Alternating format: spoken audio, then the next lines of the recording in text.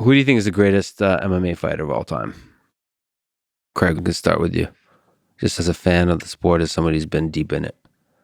I mean, from my perspective, after that performance, I'm going to say Volkanovski because he was able to decisively outstrike Max Holloway, one of the greatest strikers in the sport, Yeah. and he was able to hang with the wrestling of Islam Makhachev. And in terms of Ortega, he was able to survive Ortega, who has some of the most dangerous submissions in jiu-jitsu. So I think, in my opinion, technically, he's the best.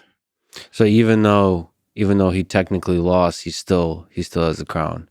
I He's believe proven so. himself. Given the size difference, given he's moving up in weight, I Yeah, think all those factors really. the underdog, everything, the pressure.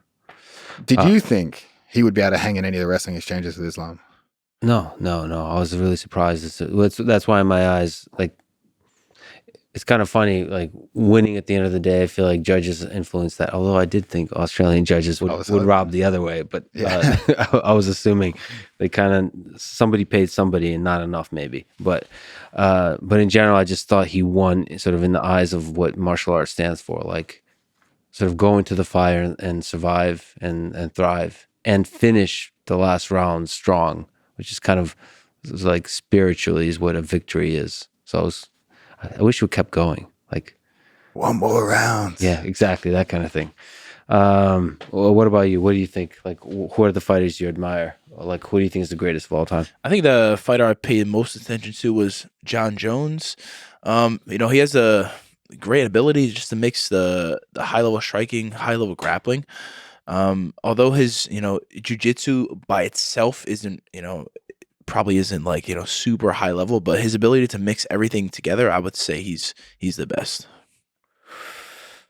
And he's a fellow heavier guy, heavyweight now, so it's nice to see how those guys move at that weight. And a fellow natural athlete.